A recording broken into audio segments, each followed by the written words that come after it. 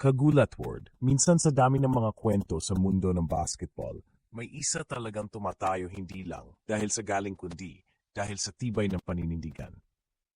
Sa panahong ang dami ng kabataang atleta ang nangangarap makapaglaro sa ibang bansa, may isang Pinoy baller na kahit bukas naan para sa kanya sa international stage, hindi pa rin niya nakakalimutang itaya ang puso't danggal para sa bayan.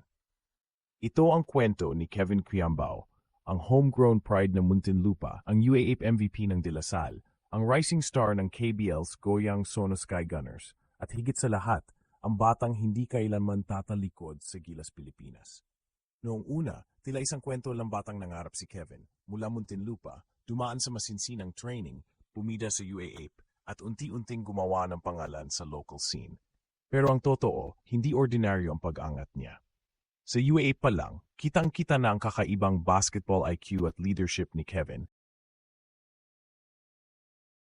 Sa likod ng 2 MVP awards at isang championship sa La Salle, nakita ng buong bansa na ito ang klase ng player na hindi lang gumagawa ng points, kundi nagpapagaling din sa buong team. Pero ang mas nakakagulat, kagulat word, ay nang agad siya magdesisyong sumabak sa international basketball matapos ang college career. Imbes na maglaro muna sa PBA, dumiretso siya sa KBL sa South Korea. Isang matapang na hakbang para sa isang batang hindi pa umabot sa kalagitnaan ng 20s. Sa kanyang pagsalang sa professional league, hindi naging madali ang lahat. Sa unang laro pa lang sa KBL, tinamaan agad siya ng injury, right ankle sprain, na nagpahinto sa kanya sa simula ng kanyang journey sa Korea. Marami na siguro ang nawalan ng pag-asa kung sila ang nasa sitwasyon niya. Pero si Kevin hindi sumuko.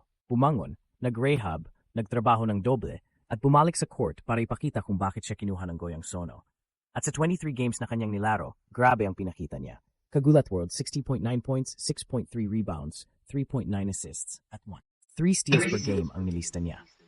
Sa loob lang ng halos kalahating season, napatunayan niyang kaya niyang makipagsabayan sa mga veteranong foreign players sa Korea.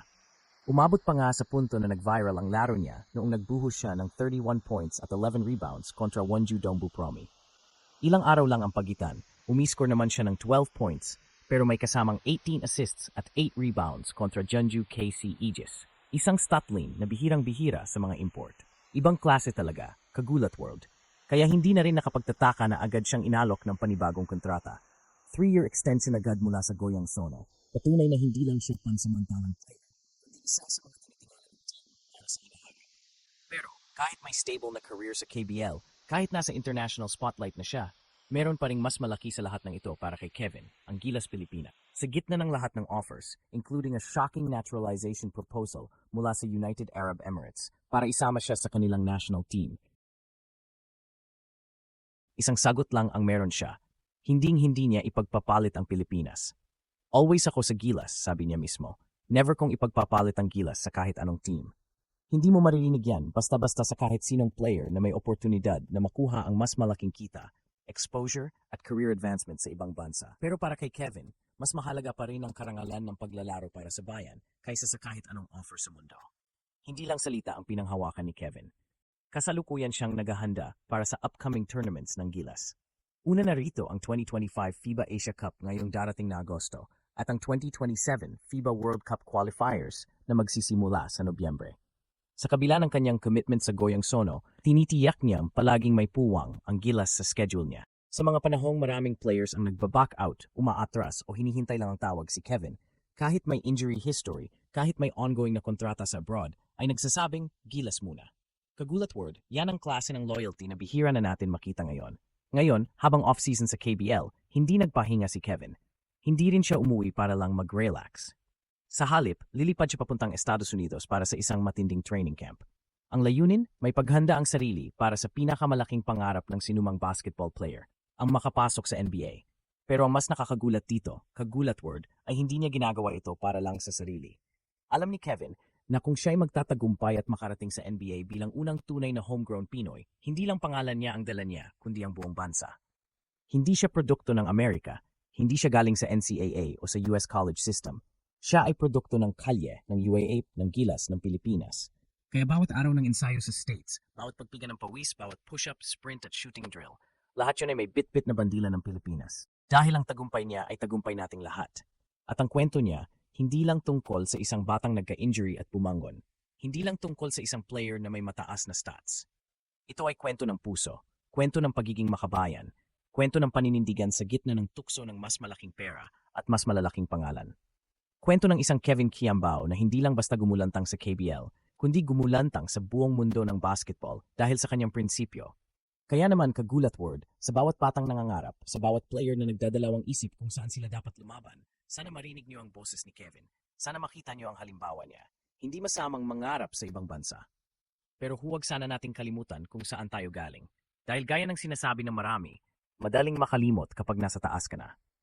Pero si Kevin, hindi kailanman, habang papalapit ang mga laban ng gilas, habang pinapanday ang landas papuntang NBA, isahin niyong sa bawat dribble, bawat pasa, bawat tira ni Kevin Kiambao ay may kasamang tibok ng pusong Pilipino. Kagulat word, sa lahat ng kwento ng tagumpay, ang pinaka-nakakabilib ay yung hindi lang tungkol sa galing kundi sa paninindigan. Si Kevin Kiambao ay hindi lang isang basketball phenom.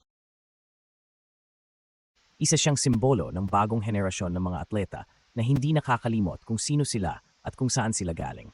Sa gitna ng alok ng ibang bansa, ng kasikatan sa KBL at ng posibilidad na makarating sa NBA, nananatili siyang tapat sa gilas Pilipinas. At sa panahong tila marami ang nagdadawang isip pagdating sa pagrepresenta sa bansa, ang kanyang loyalty ay tila isang sinag ng pag-asa para sa mga fans na matagal nang naghahanap ng tunay na pusong palaban. Hindi biro ang landas na tinatahak ni Kevin. May mga injury siyang nilabanan, may pressure mula sa expectations ng mga fans at may napakalaking responsibilidad na dala bilang isa sa inaasahan ng gilas sa hinaharap. Pero sa bawat pagsubok, mas lalo siyang lumalakas. Mas lalo siyang tumitibay. Hindi lang sa stats o highlights mo makikita ang tunay niyang halaga.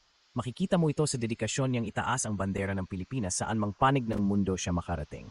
Yan ang klase ng kwento na dapat nating itaguyod. Ang kwento ng isang Pilipinong hindi nagpaalipin sa pera o takot, kundi sa pagmamahal sa bayan. Habang ang iba ay naghahanap ng mas madaling daan, si Kevin ay pinipili ang mas mahirap pero mas makabuluhang direksyon. At sa bawat laro niya, sa Korea, sa US o sa FIBA, dala niya ang damdaming Pilipino. Dala niya ang mga pangarap nating lahat.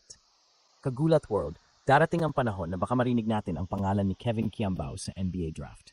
Pero kahit anong mangyari, kahit anong liga pa ang marating niya, isa lang ang sigurado, hinding-hindi niya tatalikuran ang pagiging bahagi ng gilas.